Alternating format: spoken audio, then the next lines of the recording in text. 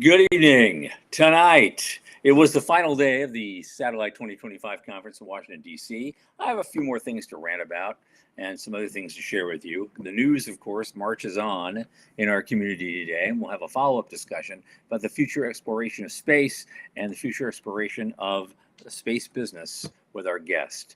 From the news desk at the Center for Space Commerce and Finance, reporting live from Mordor on the Potomac, Washington, D.C., I'm Thomas Andrew Olson, and this is The Unknown Quantity.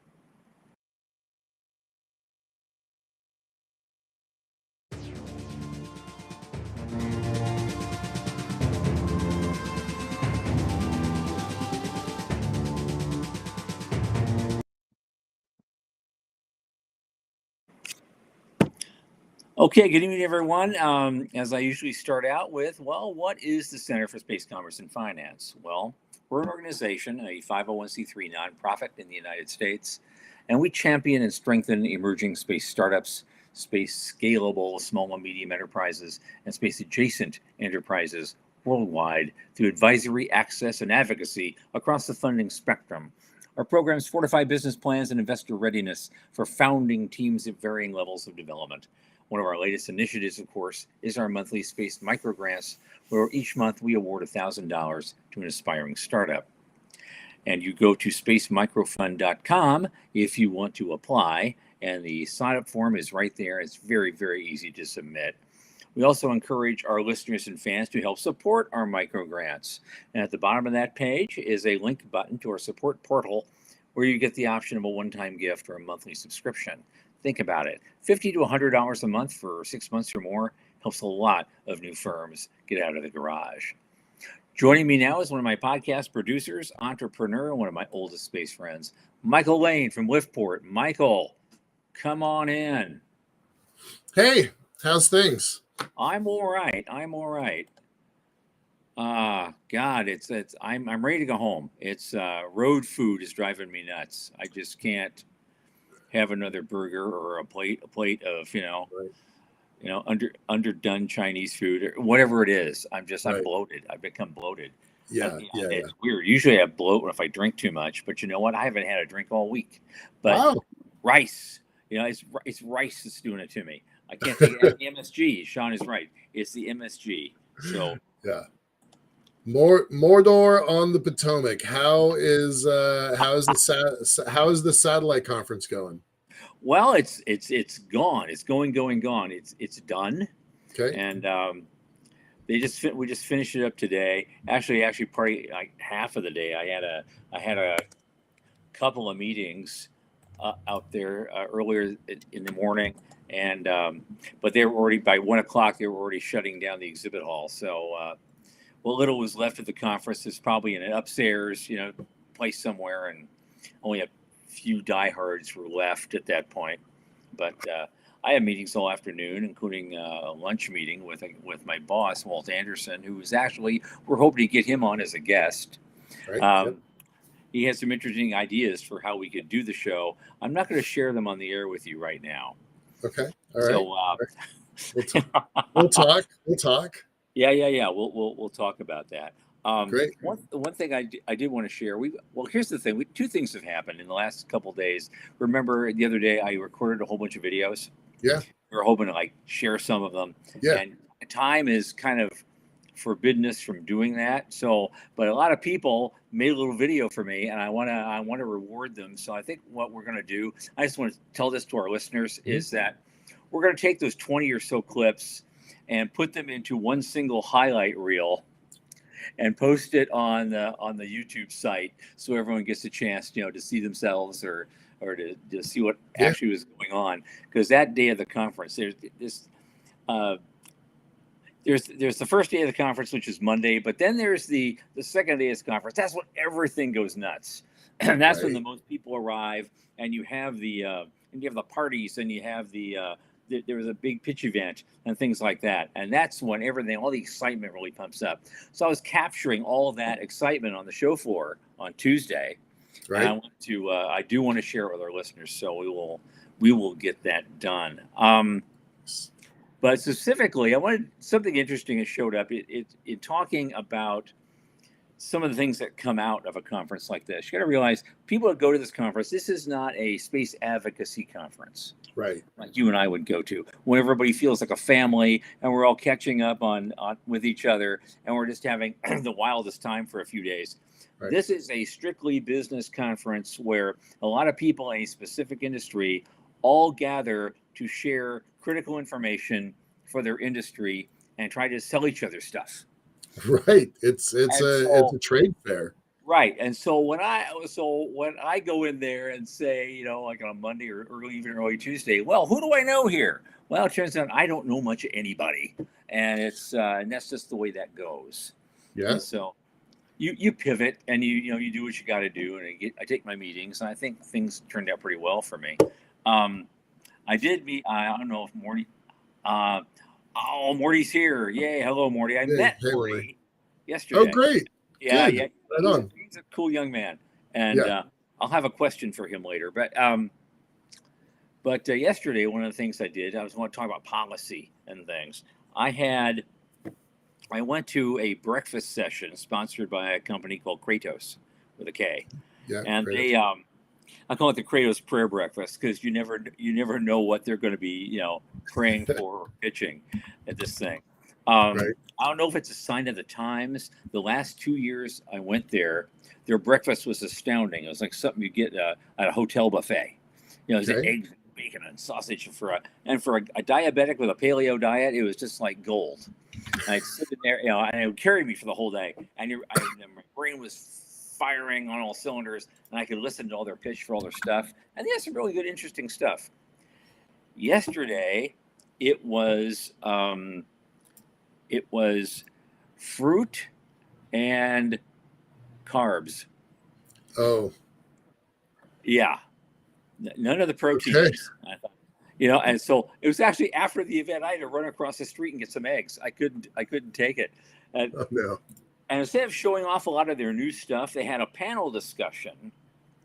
And the panel discussion was mostly, they didn't say this out loud, but their panel discussion was about the elephant in the room, which was, of course, Elon Musk. Okay, yeah. Eating their lunch. Right. And so these guys eating their lunch or eating their lunch? Well, maybe a little both. I don't know. Yeah, okay. But because they're talking about satellite communications, right? They're not launch companies. And you see guys there from Kratos and for a couple other companies around the world, and one guy who is like from, I think it was Intelsat or one of those companies, a geosat company. And so he's a dinosaur in a room full of mammals trying to put on mammals clothing and pretend he's one of them. Who's he trying to kid? But there was an interesting takeaway about that. But what they talked about two things. They talked about 5G. Thought the only way we're gonna keep up with Elon Musk and is with 5G. That's 5G, 5G, 5G. That's all they talked about. And then 5G, and then they went right to the buzzword that just completely triggers me. They talked about open standards.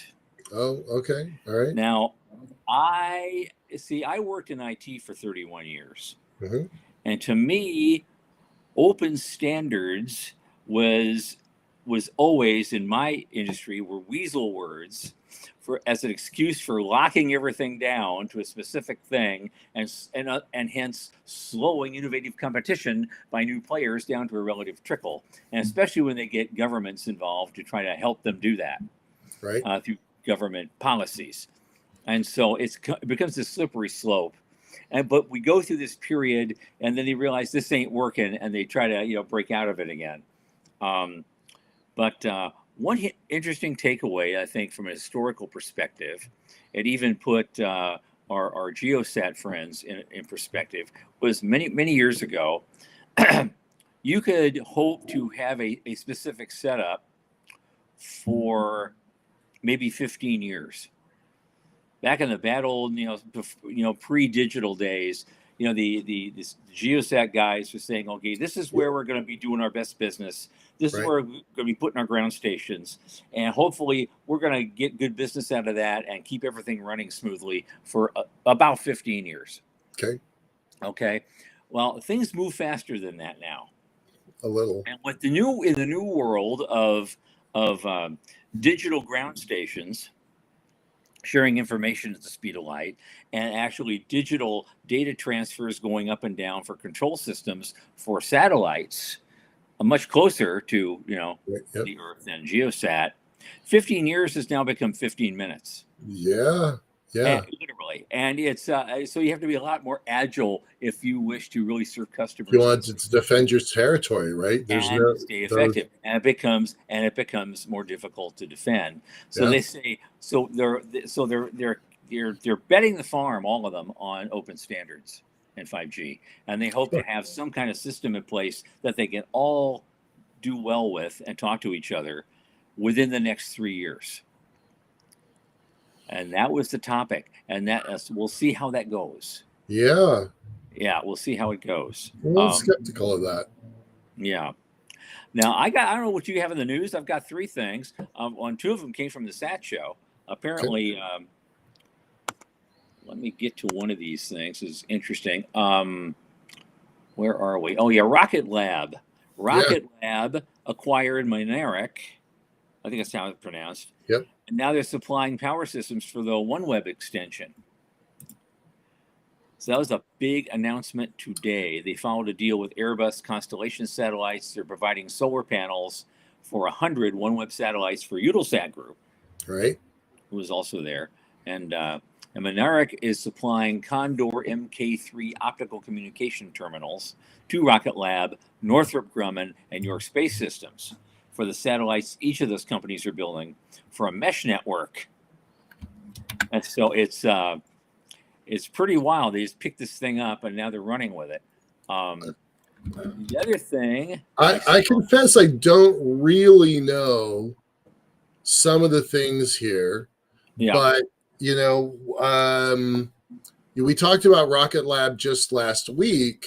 Yeah, focusing on their flat satellite. What I refer to that as their IKEA satellite. Flatellite. Yeah. Right? Flatellite. Yeah.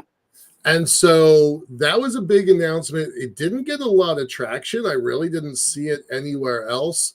And then the very next week, they could talk about LaserCom. Yeah. And was it a $75 million purchase or something like that? Oh, yeah. They are all over the place, which our guest tonight is going to appreciate. Right. You know, but they're manufacturing these panels. Here's something I didn't realize. Rocket Lab's manufacturing facility for these panels, they have 150,000 square feet. That's crazy. That's in Albuquerque. Yeah. Wow. Yeah. And so, and it does this in the past. The other thing was, I thought, and here we go, the dinosaur. They're making all these. I wanted to throw that in there again because they're making all these little announcements about all this little stuff, and they're trying to think, we're still adding value. We're still out there. The Geosats. Well, Intelsat is apparently contracted recently to supply SATCOM solutions to a county sheriff's office in Arizona for border security. Oh, sure. Okay. Yeah. Latency won't hurt you there, will it?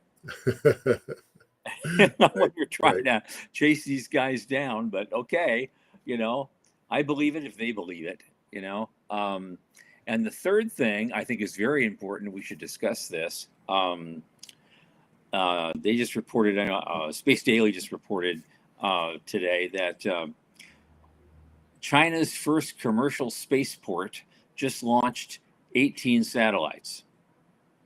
Right. Utilizing a Long March 8 carrier from the Hainan province. They're technically, it's interesting. They call it a state-owned. It's a state-owned enterprise, but they still call it private and commercial.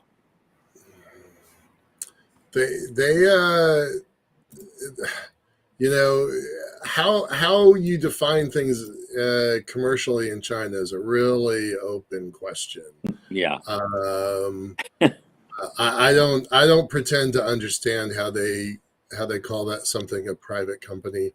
It would be really interesting when I was in high school in the middle '80s, I was like, what would it be like to go to Moscow University and study economics and just get their understanding of communism from their perspective?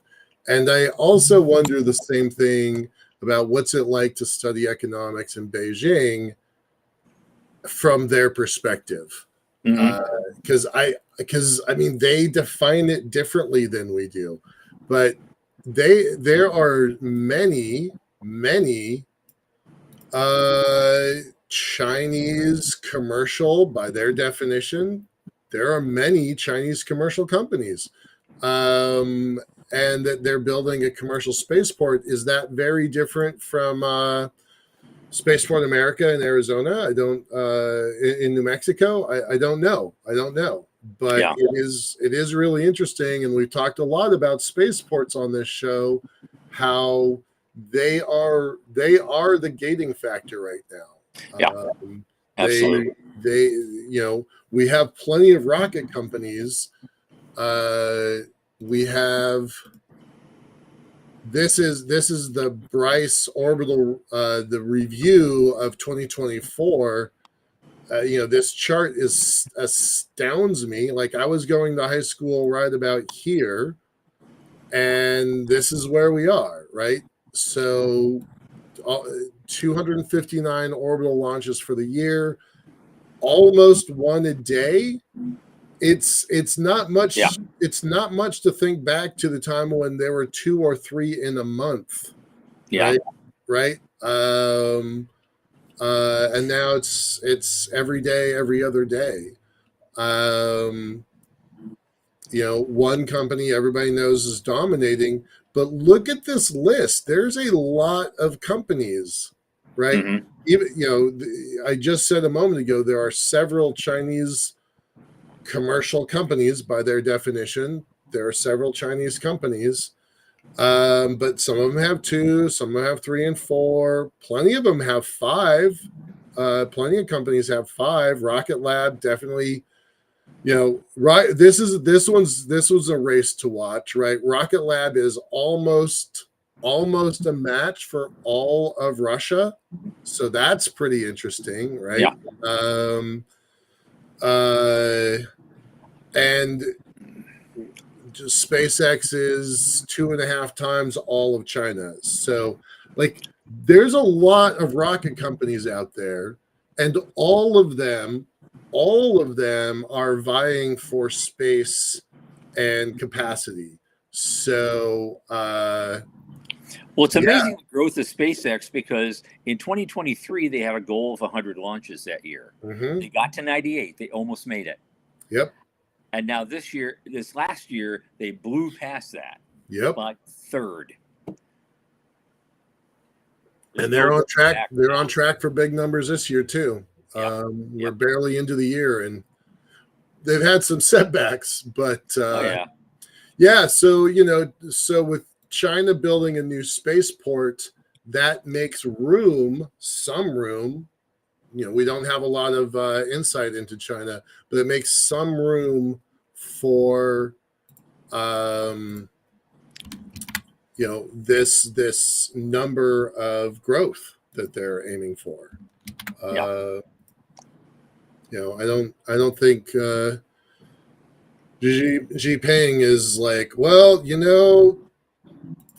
43 is good, or 48 is good, but it ain't 134, folks. So what's going to be interesting is when all of these smaller orgs, that one's Chinese, that one's Chinese, that one is, that one's Iranian. I don't know what this one is. I can't actually make that one out. I think that one's Chinese. I don't know that one. I think, but that one's Chinese. So there's like 8 from last year. So when they start getting not just 1 launch or 2, but when they get 4 or 5 or 6, now that's going. So what China's plan is to diversify. This is the state agency. This is their equivalent of NASA. But what China's going to do is diversify, get many companies all capable, and then that's going to see that number grow. Okay. Yeah. All right, Michael. Do you? I know you had a bunch of news items. You got like one really important one you want to plug in before we move on? There's nothing that's like I would say is really important. Let's. Okay. All right. I'm going to bring up. I'm going to bring up just this one. I have one thing. I had one question for Morty, and I want to. Okay, hold just one sec. Hold just one sec. I want to. Okay, this is a show that's about the money of space, right? Funders and founders. I think this one is a little bit astounding, right? So the Department of Defense has a program called StratFi. And if you can get through all of the filters, and there are a lot of filters to get to this level, if you can get to this level, it is like a pot of gold at the end of the rainbow. You have to get through an SBIR, the first level, and then do a phase 2, which those two things are really hard to do. Mm-hmm. You're competing against hundreds of companies here. Actually, this one you're competing against thousands of companies, and then this one you're competing against hundreds of companies. If you can get through those and get a commercial partner in the Department of Defense, they will match it. So if you find each agreement is worth $60 million total, the Department of Defense covers half of it, $30 million, and private investors match the other half. So this is basically free money to the investors and to the companies. That is a remarkable system, and these companies are going to do remarkable things. So I'll just post that link in the chat.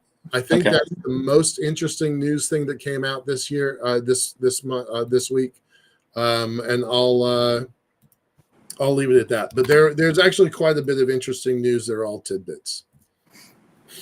Yeah. Alrighty, moving along.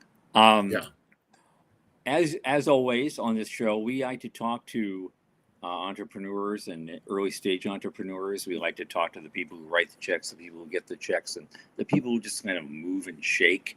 I think today's guest is really interesting in that he still technically says he's a startup. He still thinks of himself as a startup company, but he's done a lot of amazing things.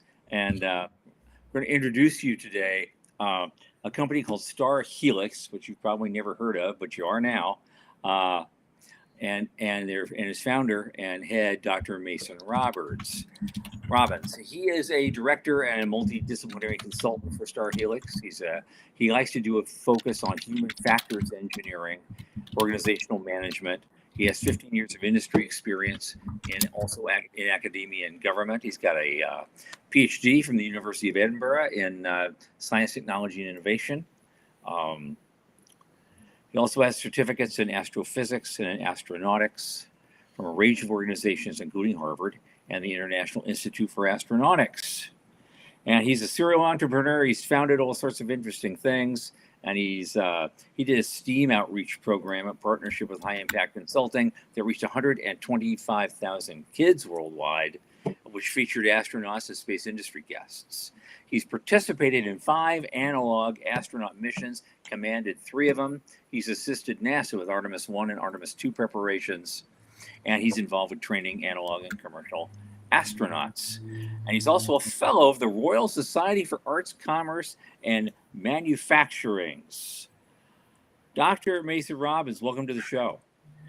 Thanks for having me. You guys did your homework. That was an introduction and a half. Thank you so much. Well, I want to know, how do you do it all? You got a lot in your background. You've been everywhere. Well, I think the biggest thing, and it was really kind of cool. I was talking about a little bit earlier and saying how, I figured it out that if you live on GMT, but you work as the 5 a.m. CEO on Pacific Coast time, you can do it all, I guess. So we joke about just maximizing time zones to your effect, because like right now it's after midnight here. So Right. happy to I'm join. somewhere in the Tell middle. us where you are. Tell the audience where you are. Yeah, I'm in Edinburgh, Scotland. Okay. All right. I know you've bounced around. You've done a lot of things. You're working on human factors a lot. What's your main thing you're working on now? Your product, your service, Yeah. in your Yeah. So practice? like it's funny, you know, as you're starting a business, you evolve to what you can best fit the market and kind of what people are telling you, whether it's the passion that you love combined with, you know, you want to get paid at the end of the day and you can't bootstrap everything or go out and constantly fundraise, that you need to make something that people want to be a part of just as much as you want to have fun. But it's also about the why that you're doing. So where we're at now, or what we are, is Star Helix is a human space flight R&D company, or human space R&D company based out of Edinburgh. We have an office that we've set up in Albuquerque, New Mexico. So funny that you talked about New Mexico. It's an up and coming hotbed of space. And then we now are a partner with the George Washington Carver Science Park there at Ohio State University with Voyager, Nanoracks, Star Lab, Okay. and some really cool players. It's bringing commercial space and new up and coming companies together in a really cool global network. But more specifically, we focus on kind of two areas right now, and one is where I push on is spacesuits. So looking at the human in the system and how we can make spacesuit components better. So we're not a spacesuit company. We help R&D components for spacesuits, or put engineering into spacesuits or whatnot. But then on the other side is bio life support systems. So looking at radiation protection using mycelia, or looking at ways to stop microbial growth in space and whatnot. So we've got some really cool tech that is either in-house or that we have exclusive global licensing for the space industry. So kind of bringing it all together, and that's just a Tuesday. Well, that sounds like really interesting, especially the biology part. I was a biologist by training. I didn't Cool. obviously don't do it much anymore, but ended up in IT for 31 years, believe it or not. But I learned that right as of sometime early in the 21st century, I realized all that knowledge I got all those years ago is actually useful now. When I started looking at biotech companies that would start applying for our business pitch events, I was like, oh, I get this. I see what they're doing. I get it. And so that was a lot of fun to see something that I studied once very seriously so long ago now actually come back and be useful for me. So I appreciate it a lot. So how do you keep bugs from growing on the ISS? That was a problem. It's been a problem for them. It was really a problem on the Mir when it was up there. All sorts of interesting critters were growing on there. So what's your take on that? What's your spin? What do you do? Yeah, well, but really before I get into that, I'm not the biologist. I'm more on the engineering and project management side. It's Dr. Natasha Nicholson, who former executive director of Space Scotland, has worked in government, academia, and industry as well, who's our biologist. So I can't take all her credit on that. So I'll try to fumble my way through the biology here the best I can. That's it. I'll bumble my way through understanding. We asked if we could get Natasha on this call, but she had a scheduling conflict. So yeah, and that's the thing, is we work so much on both sides of the pond that we really are working till 1 or 2 in the morning a lot of times, just because of working with time zones. But you just adapt. That means I can get up at 10 sometimes just to offset. So it's just how you put that work in. But anyway, sorry, divergent here. So we're working with a really cool Scottish tech that we're taking from a terrestrial application into a space application that basically stops quorum sensing with microbes. So you're not killing the microbes per se, but you're not allowing them to do anything. So harmlessly there, and then they can't do their thing, and they die. And you have ways of going over and killing them and whatnot. But anyway, for it in and of itself, is what we're looking at, is basically you just stop the growth before it has an opportunity to become a problem in itself, which kind of leads to our organic radiation shielding, that if you're going to grow mycelia in space, you need a way to stop it. So Mhm. it's hard to propose a solution to one thing if you're going to make the whole system even worse. So that's kind of our approach, is let's always have a solution. But then when we solve for space, solve for space, solve for Earth, is we look for ideas and technologies that we can then bring back to Earth that will have real world applications as well. So it's not just about one or the other. It's always a hand in hand. Okay. So when you're developing this stuff, you're doing different things. You're working on a spacesuit component one day, you're working on a biotech solution the next day. How's your business model work out? Do you own a piece of some of the stuff that you develop, or how does that? How do you get paid? Yeah. So paying is always interesting. That's why, I was just at Spacecom in London the last couple of days. Natasha was at the iBioIC conference in Glasgow. That kind of, you spread out, you take what you need to do, and you get it out there. But it's a combination of in-house IP and development, and then licensing of technology that's developed. Like this antimicrobial stuff is at what probably would be a NASA TRL 6 or 7, and helping adapting some of that technology for the space application and then testing it out. One of the cool things with what we're doing is we have 8 specialists on our team, or 9 specialists, I think, on our team now, but we work on a project-based model. So as we have projects coming in, that's where you're getting paid on that individual project and then going out. So the company as a whole is that human space flight kind of bioengineering, biomimicry that interconnects, but then those individual projects have their streamlines come in for hopefully eventually some decent revenue. Like I said, we're still pre-seed and early days, so But we're good. You do have a revenue stream of some kind that you're living off of that at least works sometimes. Sometimes, but it also keeps us agile too. So as like first time I met Michael was out at Biosphere working on a project out there, and we've done projects in the Arctic. So not only are we based here in Edinburgh as our home, we're also agile in the sense that we can be nimble and we can jump around to where projects are. So it's only recently we've shifted from more of that consulting model of selling ourselves to other people to actually being more of an in-house R&D with some professional services as well. So, our fan Morty has a question. He wants to know if you're working for a specific end goal or just general advancement within the state of the industry. Yeah, for us, we're a supplier to, like, it's hard to be a spacesuit company because you have your primes, but when you come in as a supplier, that allows you to be a little bit more agile in your products. So talking to NASA down at Johnson a month or so ago, we were talking about the component on the glove that we're working on, and it was like, well, why isn't one of our partners doing that? And then the question was, well, they have specs that they're working to, and they, work to contract. And then NASA's like, well, why don't you think outside the box? And then people at NASA are like, why didn't you think about doing this? And they're like, well, we only have so much time or so much energy. So it allows us to be that small, nimble, agile, jump around, focus on stuff. But, my hope is if we can see like our antimicrobial stuff or some of our radiation, we're just trying to make space more accessible. Same with the glove. Is I'm not necessarily trying to make a better glove. I'm trying to make something that, that the best part's no part.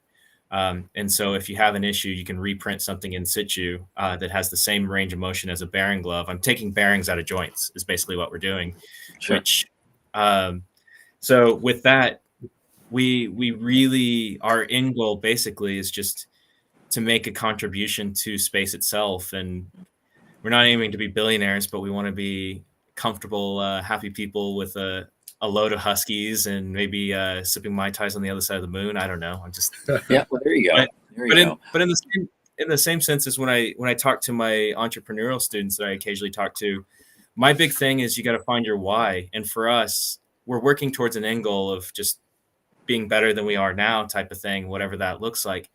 But our why really comes down to we just want to do cool things with cool people and just have fun doing it too. And, that's kind of what life's about. Instead of just always chasing, we're still working hard and we're putting everything into it, but we don't want to, we're not trying to destroy ourselves either. So finding that happy medium, which I guess is the side of me. Right. Well, the Don't tell thing is, what I like about all this is that, I mean, they're going to need guys, a lot of guys like you on Mars someday when they start building whole communities. That's going to Yeah. be, I think, in my vision for how the future looks. And you might disagree or agree, but it's going to be, Robert Heinlein used to say that specialization was for insects, and and that humans going to need to know how to do a whole variety of things and fill in for each other and swap things out on a regular consistent basis, almost daily when you're trying to make a go of it out there. And so I think your approach is very compelling, and could be inspirational to future generations of explorers and settlers. Oh, definitely. I mean, we always take every opportunity to learn from what we're doing too. So like whether it's, like I said, working at Biosphere 2 that we had, or even with the Mars Society up at Flashline at the Arctic Research Station, is you get put into situations that you got to figure it out and bring various experience. And it's really hard to have someone who's done something that might have been like their undergrad through PhD, the same subject the whole way. And yes, they're extreme experts in something. Yeah, they're specialists, but you've got actually real world experience in these analog environments. So talk a little bit about Flashline and your experiences up there, a little bit about Utah. A lot of people in our sector, they don't know what we're even talking about. So give us some background and then talk about what y'all did directly. Yeah. So background is there's, if you don't know, just dialing it all the way back, there is a bunch of analog astronaut facilities that are around the world, or a select number. And that's kind of growing. And what that does is that simulates being off planet or in another world or in a different simulation, depending on the different facility, that then allows you to test either the psychology of isolation or protocols for being on the edge of nowhere. NASA has Hera, and they're looking at missions either to the moon or Mars and what it's like during the transit and back. Mm-hmm. I actually got called out to high seas for a month, and I worked on some old engineering issues that they had, and I welcomed a few crews in. High seas is the one out in Hawaii. Correct. Just letting people know. Yeah. So there's about 15 or 20 analog sites of various kinds. There are some underwater. Possum, NASA runs that one. There's a proposed one at the Deep Well. I don't know, it's in your neck of the woods, somewhere in the UK. There's a super big pool that's being considered for an analog site. Those are underwater. Those are the only two underwater ones I'm aware of. There's some stuff. There's one in the Czech Republic that they have as well. And unfortunately, NASA's Nemo site was lost to a hurricane. So they're always, you always have a few things. But yeah, okay. Terry Curvino, who is a big part of getting Flashline in the Arctic going again. Absolutely love you, Terry. Right. Like probably the closest that we have to Mars right now or something similar is that Arctic Research Station up on Devon Island. Because the minute you step off your airplane and that airplane takes off, it's your crew of 5, 6, or 7 people. And nearest help is hours away if the weather allows. Like we tried to get on island and it took a few days. We tried to get off island and it took a few days. And if you have an emergency, help could be days or weeks away. So you have to figure it out. So whether like in a lot of analogs, if you do something like an EVA, so you're going outside the habitat, you're wearing a spacesuit, but literally you are in simulation on Houghton Crater and on Devon Island the minute you're there. So describe where Devon Island is for the world. So it's the easiest way to put it is it's at 75 degrees north by 75 degrees west, and you'll land right on Houghton Island. And it's the largest uninhabited island in the world and the 18th largest island in the world. Like I said, 75 degrees, so it's Arctic Circle. And it's one of those that it takes you about 3 days to get up to Resolute, hopping from your airplanes get progressively smaller and smaller and smaller. And then you're doing a little twin otter for that last hour flight over to an unmarked runway that, is on the maps, but you can't see it. So you got to have a pilot who's just as crazy as you are. And the thing about that facility up there, especially from bringing it back around to the business aspect, is it's unusual to have an Arctic research station. There's Antarctic stations that are year round, but the Arctic research stations are far and few in between. And it's such a natural, untouched part of the world that's so special when it comes to biology, that when we operate out there and we're testing new technology, we tested some spacesuit components when I was last out there. You have to be careful with the environment just as much as anything else, which makes it even crazier. Right. Yeah. And then there's the polar bear. And then there's the polar bears. Then there's Don't forget the polar bears. Yeah, we actually had to take shotguns out. Absolute nowhere. Yeah. So, and it was funny. Someone's like, "Oh, I wonder how." Yeah, someone was like, "I wonder how the Northern Lights would be." And actually, you are farther north than the Northern Lights belt is usually coming around. So, it is up there. Oh, too high for the Northern Lights. That's something I never thought about before. Yeah.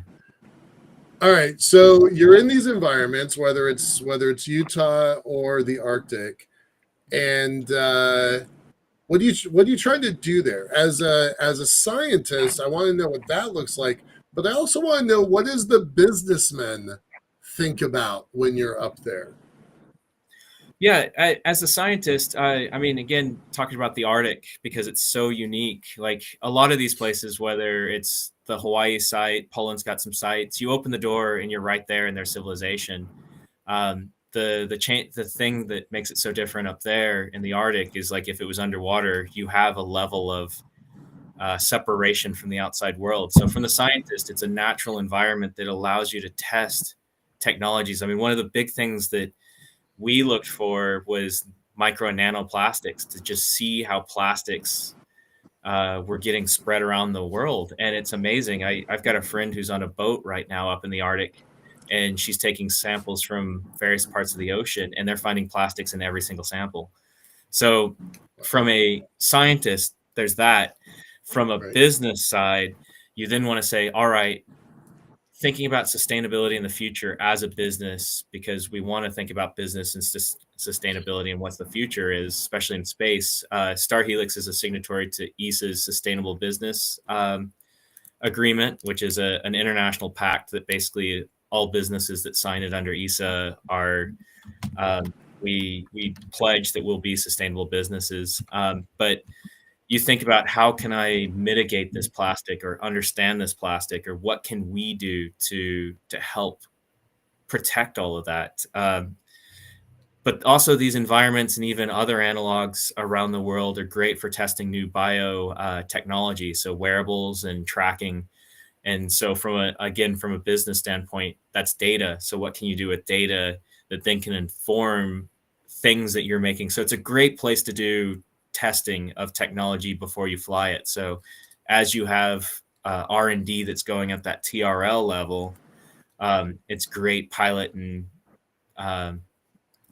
area, like the pilot studies and everything before you try to go for flight ready. So okay, that's fascinating. When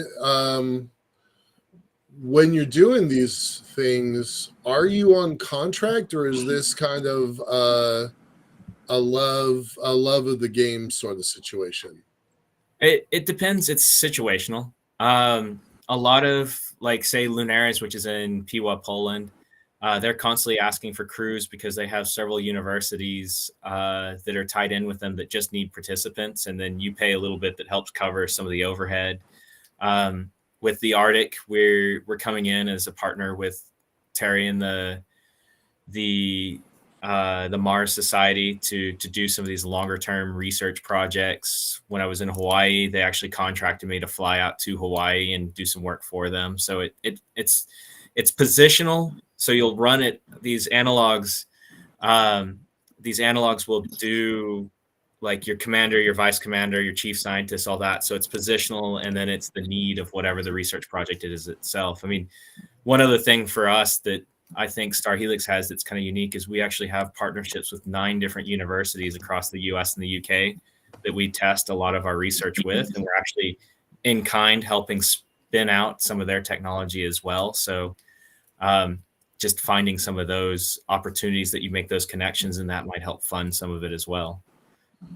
Well, since we're bringing up money, I'm going to use that moment to plug in our own stuff. This program is sponsored by the Center for Space Commerce and Finance, and for us to be able to keep our business plan competitions running and to run our microgrant program where we give $1,000 away every month, we need donations, right? We need that visibility. So we've got our QR code up here, and then Dr. Robbins, how do you get your money, right? We do a PBS style, beg to the public. That's not really true. We actually have a really great sponsor. We don't talk about that very much, but we have a really great financial sponsor to the center who matches all of our grants. So we're super fortunate in that sense. Wow. But somehow, whether you're making a glove or building antimicrobial systems, somebody has to pay for this, right? So how does that happen at your level? How does that happen at your level? Where does that money come from? Yeah, well, it's definitely feast and famine, but you ride those waves and you dig in. And for us right now, a lot of it. Well, let me back up a sec. Scotland is a really great place to start a business.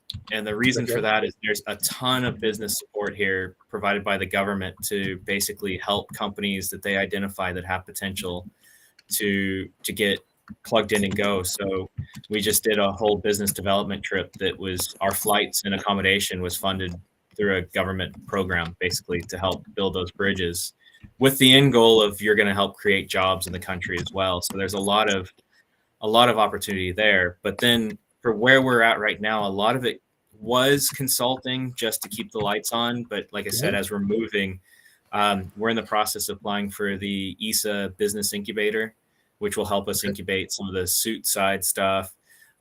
There's some grant opportunities with both the UK and US governments that, might be some defense related stuff or other industry related stuff. And then we also have, we got some, first NDAs into MOUs and some letters of support from our US tour that if we can get some TRL levels up on some of the tests with some of these smaller grants, that there's some opportunity to then further collaboration to work on that might see something going into future Orion missions or something along those lines. So a lot of faith, a lot of sleepless nights, but honestly, it all builds. And I feel like as long as you kind of know where the next one is and you kind of roadmap it out, it feels a little more easy to sleep at night. Not saying that it is easy. But then on top of that, we're positioning ourselves that the UK has a really great program of US VCs that have come over and set up actually offices in London that are geared towards early fund pre-seed.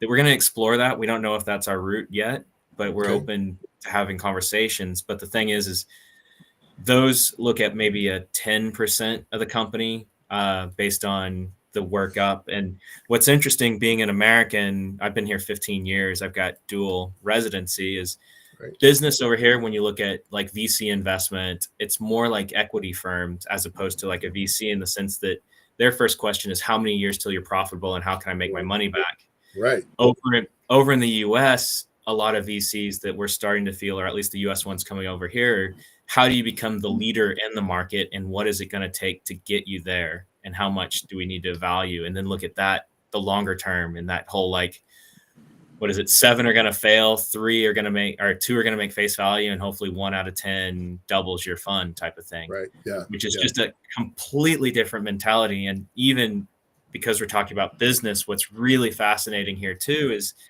the VC culture in the UK has really only been around since 2010 when David Cameron set up kind of the innovation stuff over here. Okay. So when you're looking at investment and the maturity of the market for around VC investment, you don't have that from the 60s in Silicon Valley teaching you how to, or leading the industry there now. You have experts who've come over, but then an industry that's very, very new and very young. And it's something like the original investment in 2010 or 2014, I think it was, the investment fund over here was around 100 million. And now in 2024, so like 10 years, it's gone up to like 30 billion. But still, when you're looking at all of the business of the UK and of Europe and all that, it's still a very young market when it comes to building a company. But it's nice. Like the UK is really good at working with like the Dover switch if you need, or looking at putting a sub in Dover in order to help the US UK market be bridged. So it's a fascinating time when it comes to finance and doing this, especially being a UK based company working in the US. Why Scotland? Scotland's one of those things that if you come to visit and you get off the train at Waverley in Edinburgh and it's horrible, nasty and whatnot outside, and you take a walk around, you're gone in 30 minutes. You get outside and it's one of the rare sunny days and it's beautiful. 10 years later, you found someone, you got a degree, and you just didn't leave. That's a great answer. I had somewhat similar situation in Montreal, so that feels really good. Yeah. Morty's asking about is it private equity or is it mostly government money? Where's that pool of capital coming from? Most of it's coming private equity now from U.S. companies coming over to invest, and there's a few firms now and systems set up to help protect, because originally it was like, all right, we can just get it cheaper in the UK and come over and kind of fleece. But again, that's that maturity. There is some government, but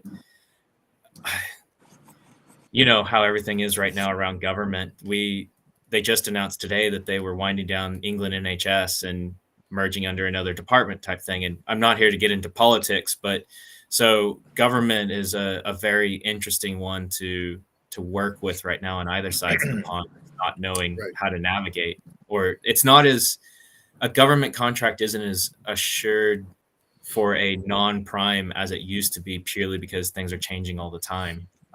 But that being said, I mean, we're still a small company, so whether it's a VC or government right now, I'm happy to have a conversation. A cup of coffee doesn't only cost a couple dollars. So right. If you're imagining your crystal ball of 2 years, 5 years out, what does 2 years look like? What does 5 years look like? Yeah, 2 years out, I'll have a paid staff with a lab that we can actually do some in-house stuff. Like I love working with universities, and I love working with soon the George Washington Carver Group and all that. But having our own kind of facilities will help. I mean, this is what, like we say, every space company is a pre-seed company until a prime decides that you're interesting type of thing. That we all do a little bit of everything. I was joking around with one of our partners who's doing some modeling for us that I got a field promotion to the CFO position because I needed to put in a bid and write out the business finance promotion. Sure. So it's one of those, is in 2 years, we'll be where we need to be because we're already there. It's just now having the back office that you're not having to work 18-hour days, 6 days a week, if so. And because taking time off is important. You can't do 24/7, 365. So that's our 2 year. For a 5 year, it will be having, like, in 2 years, we'll have space flown tech. We've already had an experiment up on the ISS with previous work. So it's just continuing those. And we've already got agreements for orbital tech trials and all that kind of stuff. So 5 years, I mean, we don't know what's going to happen in 3 years hardly. So 5 years, we'll have pieces on the XEMU, hopefully, on the suit side. And then on the tech side, some of the new commercials base stations hopefully will be using some of our technology just for either keeping them clean or radiation reduction or something like that. So it's an up and up, but as anything, there's gatekeepers. So you just keep trying to be the best opportunity. Yeah, Well, that's fair. That's kind of interesting because I interviewed a rather well-known sci-fi author once many years ago, and he used to say that for him, the near future was 10 years and the far future was 25 years, and anything after that was literally impossible to predict. You could say anything. Yeah. And it wouldn't matter. Well, for me, I guess the hope in 5 years is that I'm a part of it. Yeah. That's exactly right. That is exactly right. Because it's exciting. Yeah, it is. Sorry, I've been out of the loop a little bit. I've been having, connectivity challenges in my seedy hotel room. So I wanted to come back and check in because we're going to be moving along here soon. But I want to ask you something. It's very, very important. Very important, Mason. I understand you are an avid lacrosse player. Yeah. So I've got 70 caps for lacrosse, Scotland lacrosse national team, or just over 70. I've captained them in an international tournament that was the first Olympic Sixes tournament that we held in Europe. And then I volunteer as the vice president of European lacrosse. So I've got 38 countries that compete underneath me, and I host an annual tournament every 2 years. Wow. That's a side I didn't see coming. Yeah. Do you play in a rock band too on the weekends? This guy, when do you sleep? This guy, I was going to say he's a Renaissance man. No, this guy's Buckaroo Banzai, man. Buckaroo Banzai. I was just thinking that when you said that's what he does. Yeah. He's a nuclear engineer and a spacesuit maker and a biotech artist, and he plays lacrosse and Honestly, I've got a great team of people and great support around me. And if I didn't have that, whether it was on the home front or the work front, no way that you could do as much as humanly possible. So, but and on top of all of this too, I've got a wedding in June. So throw that on top. Congrats. That's awesome. Good for you. On that. Right. Absolutely. Yeah, no, definitely. And it's funny. Someone was asked, "Are you stressed about it?" I was like, "No, I'm trying to run a business with a couple other people." So what's that? Right. Okay. We're about ready to start our wind down here, but my God, this has been an amazing conversation. Dr. Mason Robbins, Star Helix, thank you so much for being on this program, and we hope we have you back again sometime. Definitely. I'd love to be back. And honestly, if I had one tidbit to leave to all of you people that are listening, is like everything you do all works and interconnects. So for me, the sports just works in with everything else too. So just find what that intersect is and you can change the world. Nice. Perfect. And we're going to keep that in mind on this program. So thanks for being here. We'll see you again soon. Awesome. Thanks. See ya. Bye-bye. Thanks. Get some sleep. Bye-bye.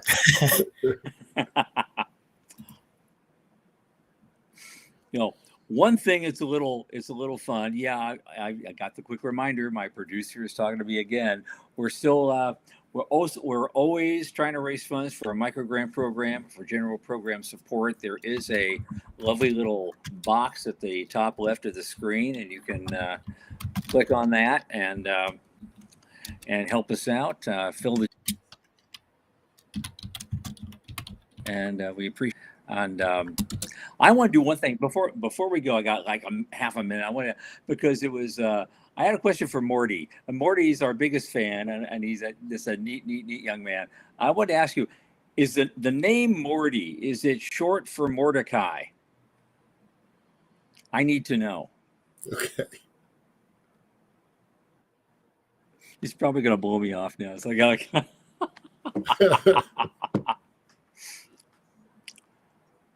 No answer. No answer. Shoot. Okay. I was hoping. I was hoping. I thought sure that his parents named him after a character in a Clint Eastwood movie. Yes, he is. Yes. He got it then. Morty. Oh, yeah. What's the movie? What's your guess? The Clint Eastwood movie is called High Plains Drifter from Oh, yeah. 1973. There's a Okay. character called Mordecai in there. That's the only time I've Right. ever heard that name. So I Right, saw this. Oh my God, there's two of you. Right. This is great. Nice. Great name, Right Morty. on. Love it. Thank you so much. And I guess now I'm being told it is time to go. But next week on Tuesday, the 18th, we will have the one and only Rod Pyle, who's been a media fixture in the space industry for many, many years. He's done movies. He's written many, many books, and he's a big space fixture, especially helping out the National Space Society. And so we'll also be seeing him at ISDC in a couple of months. And so we're going to have him next week, and that's going to be an amazing conversation. I think he has a lot of history to talk about, and all the stuff he's doing is going to be a lot of fun. So we'll be doing that next Tuesday at 8 p.m. Eastern Daylight Time. So until then, from the Center for Space Commerce and Finance, my name is Thomas Andrew Olson with Michael Lane. Keep watching the skies.